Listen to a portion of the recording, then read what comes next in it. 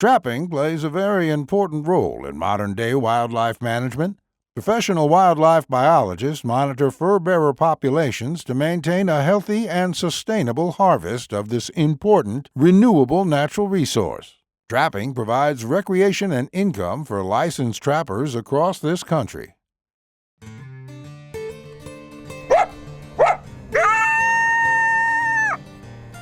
Hoosier Trapper Outdoors is brought to you by Hoosier Trapper Supply.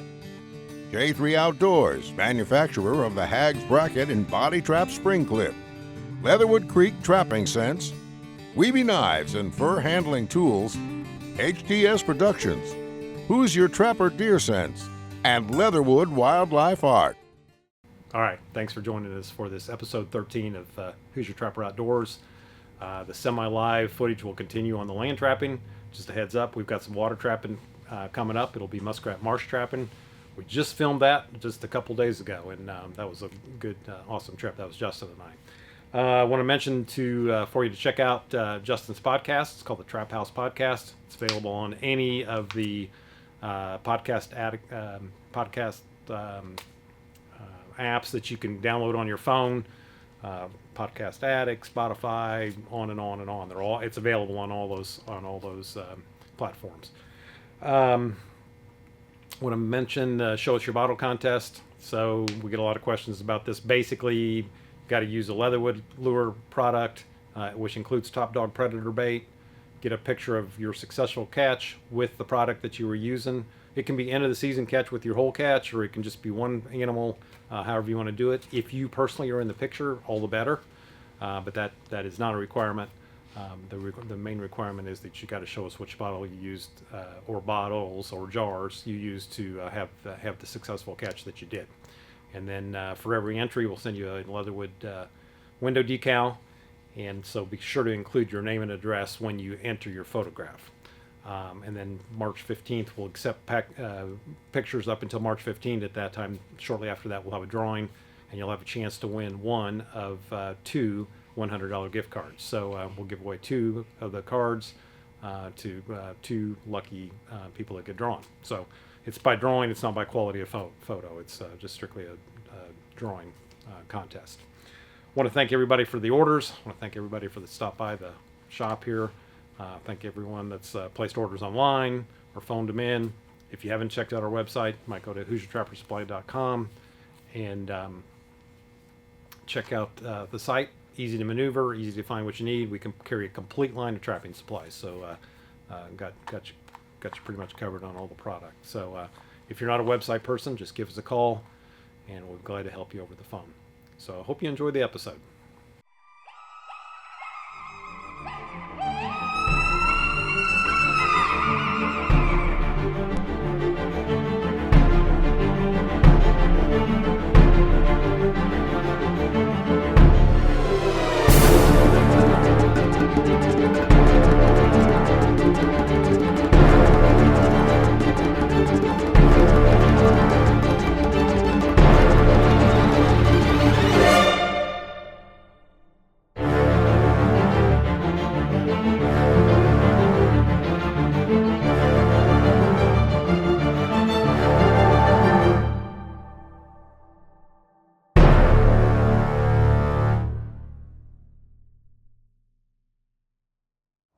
Check day 7, check day 6 on this particular spot here, and it's going to warm up quite a bit, and the farmer does not want us rutting his farm lane up, so we're already kind of marginal on that. So we're actually going to pull these. So this particular location, in the 6 check days, we caught 4 coyotes, 2 singles and a double. So it's been a good spot, and there's definitely still coyotes here. So I kind of hate to pull it. It's kind of one of those ones where, it's just it's just too far to walk. So anyways, it's been a good spot, and Justin's trapped this spot over the years for a long time, and 3 is the best he's ever done here. Is that right, Justin? I think so. 3. So we got ahead of that with 4 here. So anyways, beautiful morning. Beautiful morning. All right, this was a new spot for us this year. In fact, in all my life, I've never trapped this location. It's along this big farm ditch, just goes on for miles. And to be honest, we blanked out here. We caught one possum.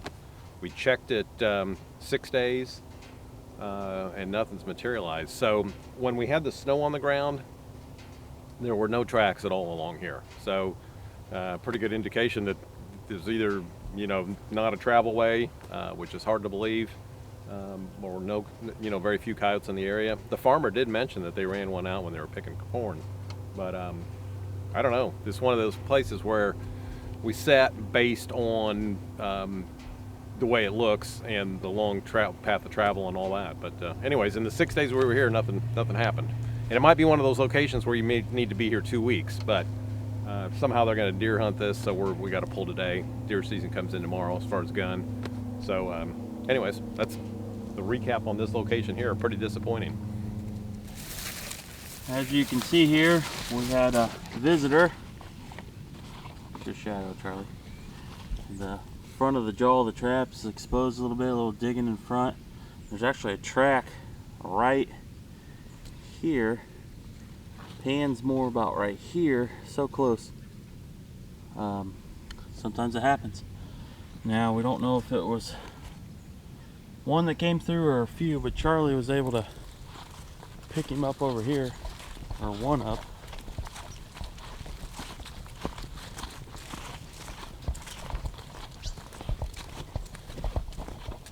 We've been in this location how long, Charlie? This is the fifth check day on this one. Check day 7 still, but fifth check on this location. Okay.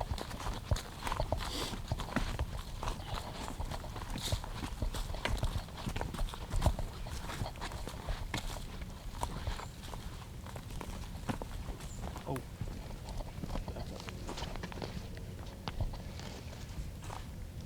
What happened, Charlie? Dirt hole set? Yep, dirt hole set.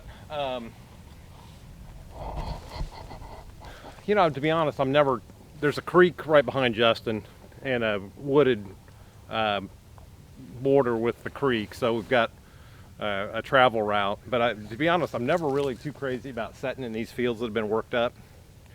When they first work them up, then, it displaces mice or whatever that may be out here. The way modern farming is, probably not so much anymore. But, so I was marginally excited about setting them up. But we did connect on this coyote here, and so I guess, in 5 checks, the 5th check paid off. But there's not a lot of sign here. Wasn't much sign in the snow. And, I think there's probably better places if a coyote was going to hunt.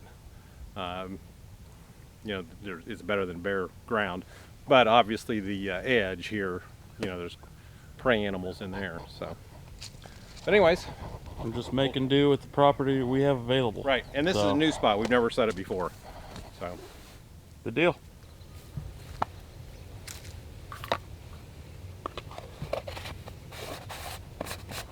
Little top dog in your remake there, Charlie? Yep. Top dog in here originally. Black gold, little coyote urine. I don't have any decent dry dirt or anything to sift on top here, so I kind of just use some of these leaves to kind of break up the outline of the dirt hole, break up a little bit of that cover hole look. So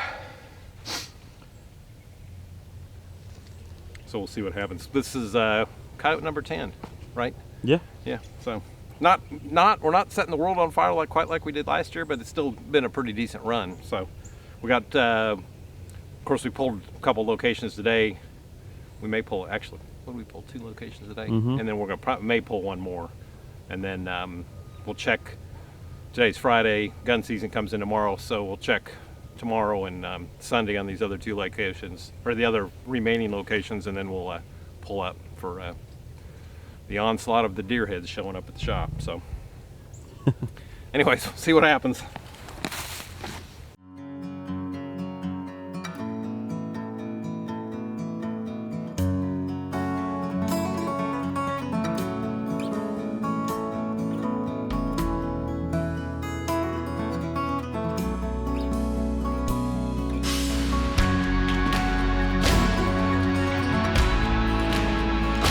Hags trapping products by J3 Outdoors, the most versatile and efficient trapping devices on the market. Hoosier Trapper Deer Sense. Success speaks for itself. All right, we're here at a location we got to pull because deer season coming in tomorrow. It's not really the best location for this property.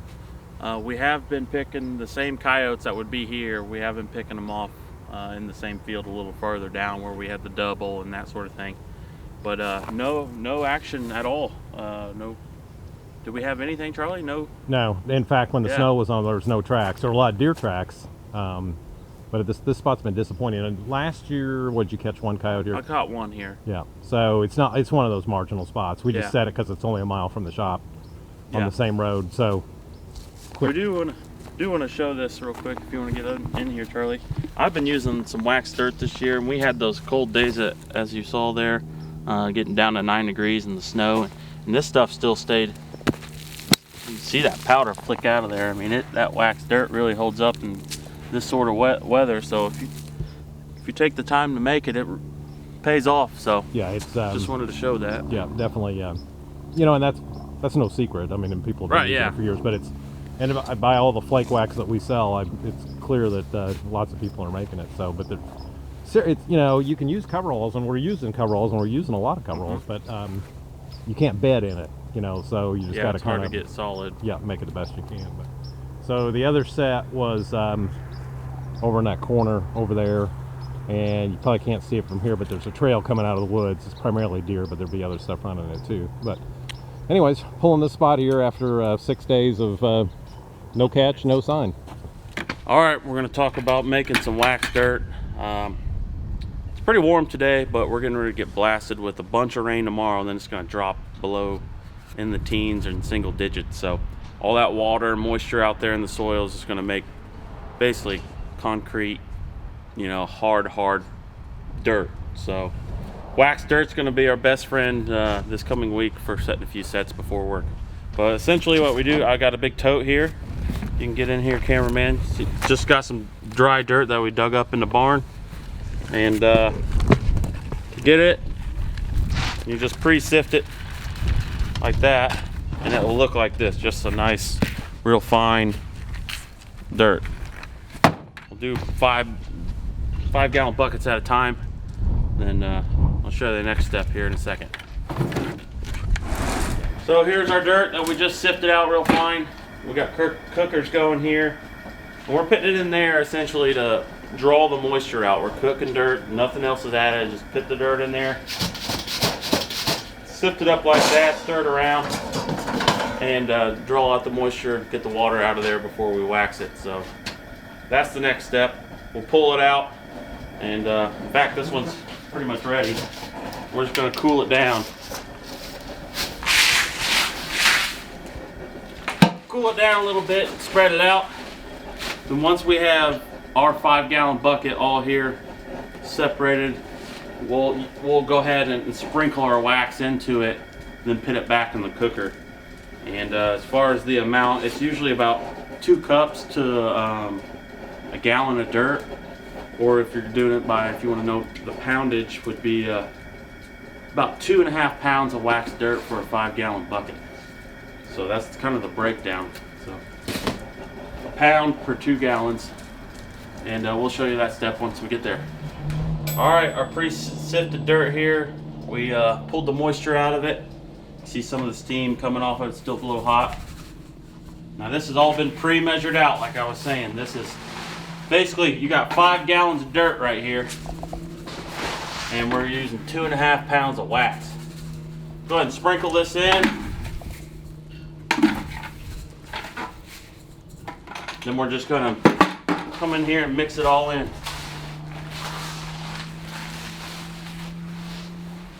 This dirt's still semi warm, so that's gonna help kind of kickstart that wax. There's several ways to do this. If you don't have the concrete mixer, I mean, that's an awesome setup, but if you don't have it, you just got some turkey cookers with some pots and pans, whatever.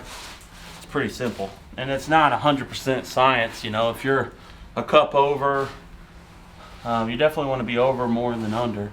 It can clump up on you more, but keep it broken down. So now we got it kind of mixed in here, and we'll take a pot at a time, cook it down. It will turn a different color, and that's how you know it's done worked its way into the dirt and you're done. It will be a darker color than what it is right now. As you can see here, there's little white particles there. That's the wax. It's kind of mixed in the dirt. You will not see that when this is done, so keep that in mind. We just put this pot on. It's going to take a minute, and we'll stir it up as you go, shake it up. Buddy Damon here is stirring some up as we speak. And it's starting to get darker in color. It's hard to tell in the camera, but just keep working it. Alright, you can see side-by-side comparison here a little bit better. So this is pre-sifted, wax flakes added to the appropriate amount, lighter in color, and then this is put back into the pot and cooked up, much darker. That's how you kind of know when it's done. You don't have the little white flakes or specks in it. And that's it. The next step is just, we're going to spread some of this out once it cools down and dump a little water on there and make sure it sheds off. If it doesn't shed off, we would just have to add a little bit more wax and reheat it.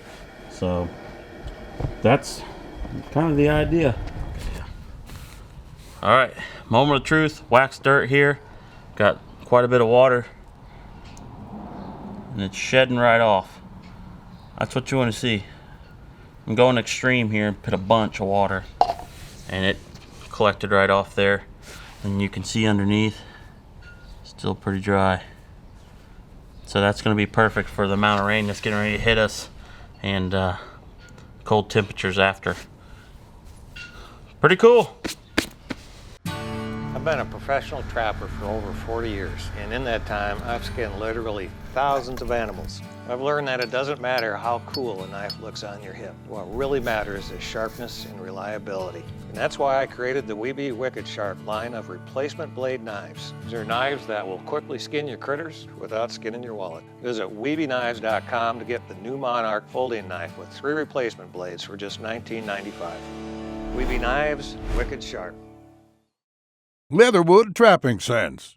Success speaks for itself. All right, product highlight. Kind of that time of year, actually it has been for a while, but that kind of, everybody's doing their fur handling, skinning their catch, that kind of thing, getting ready to market their fur, send their fur off to get tanned, or, you know, whatever they're doing. So we've got several knives that we sell, and this is just kind of a sampling of kind of our, definitely, well, it's more than a sampling, but kind of our bigger sellers, more popular knives. Basically, we've got the Dexter Russell beaver knife.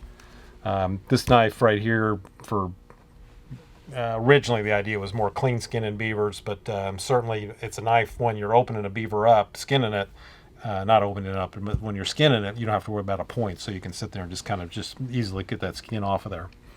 This Bolin style skinning knife right here, pelter knife, great knife for opening up the animal initially. Doesn't cut, is less likely to cut down on the muscle on the back legs or whatever, so good knife for open them up. This one here is Dexter Russell orange handled knife, 3.5 inch blade, excellent skinning knife. It's reasonably priced. It's our go-to favorite, relatively easy to maintain and sharpen, so anyways, it's one that, and it's by far our biggest seller. Then we also have the Weeby Wicked knife, Wicked Sharp knife that Weeby makes. This one is the Boss Dog. It's a fixed blade knife. It's got the interchangeable blades. This one actually comes with 25 additional blades, very reasonably priced. And then we have the Weeby Arctic Fox folding knife. So it's the same blade, interchangeable blade, comes with a sheath, and it comes with 24 blades, and it's a pocket knife style. Another excellent choice for a skinning knife, particularly if you want to happen to carry it with you or whatever. But if you're just using a knife in your fur shed or on your workbench, this one right here is a good choice as well. And then Weeby makes kind of a little bit of a higher end tail zipper. And this actually has, it's just like a utility knife, so there's another blade on the interior here, so when this one gets dull, you just flip it and you can put another blade in, and then you can buy additional blades for this. And you can also buy, which we sell, the additional blades for the Weeby interchangeable skinning knives. too. So, some people struggle with sharpening knives, or they're always needing a sharp knife. That's kind of the nice thing about these ones that have the interchangeable blades. It gets dull, you don't have to worry about sharpening it. You just replace the blade and just go on. So, anyways, there's all knives, all good knives. Just something they got a little bit of a different use, but some options here for you to consider. Question and answer. Got a couple, three I'm going to address here. One, somebody goes, on our setup for our coyote traps on our MB550s, we've got about 30 inches of chain, which includes a J.C. Connor shock spring.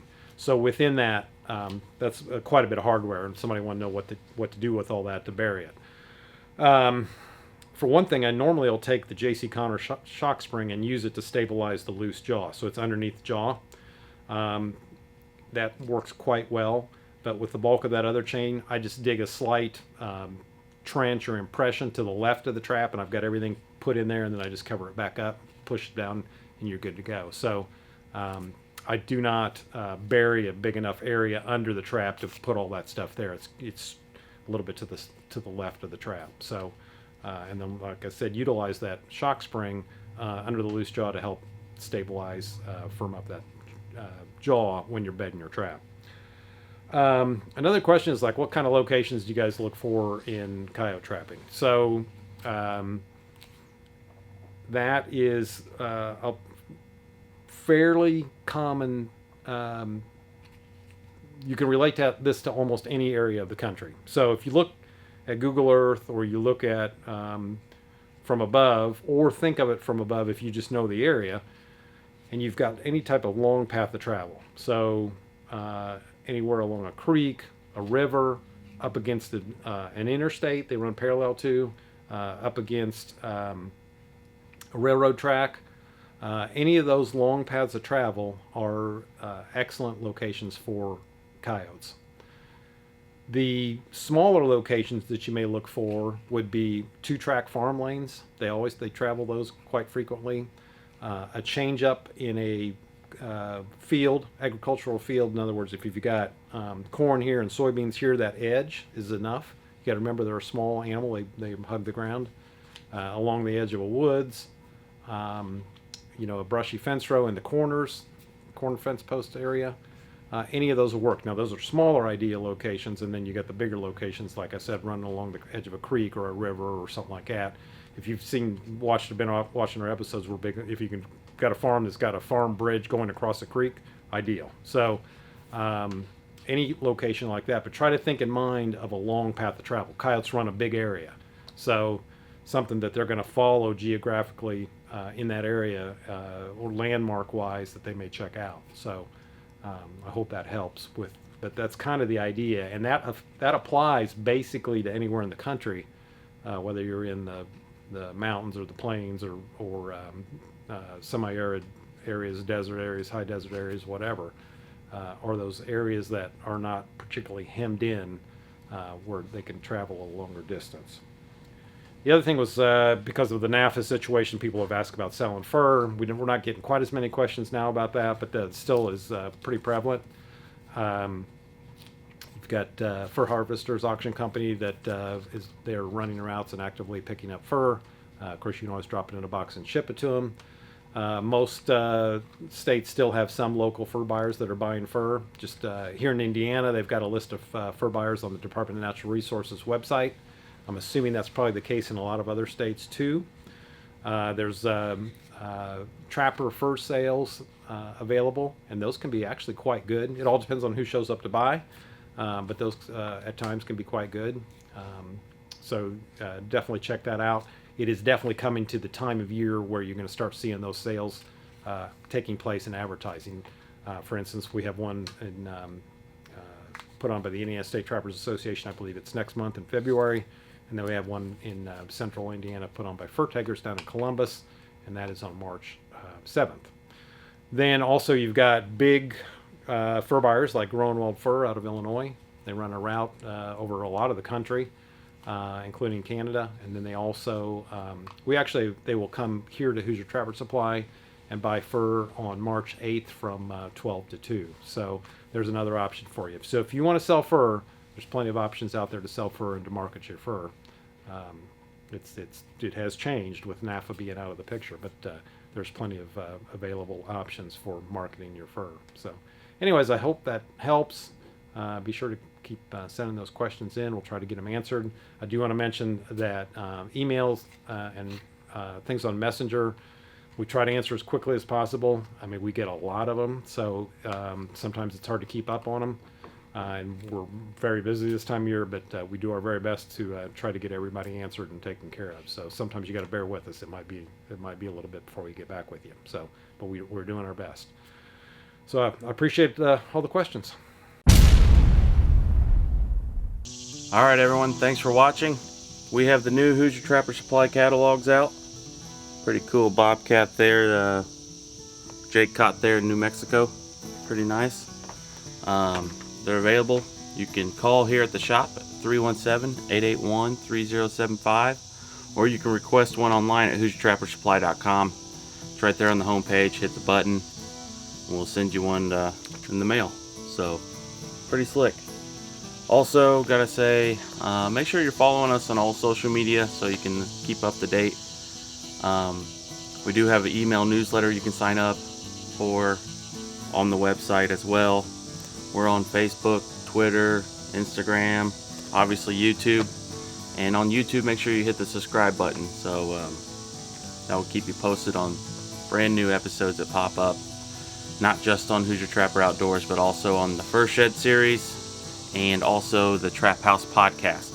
So thanks for watching, guys, and we'll see you next time. Join us on January 31st for the next episode of Hoosier Trapper Outdoors.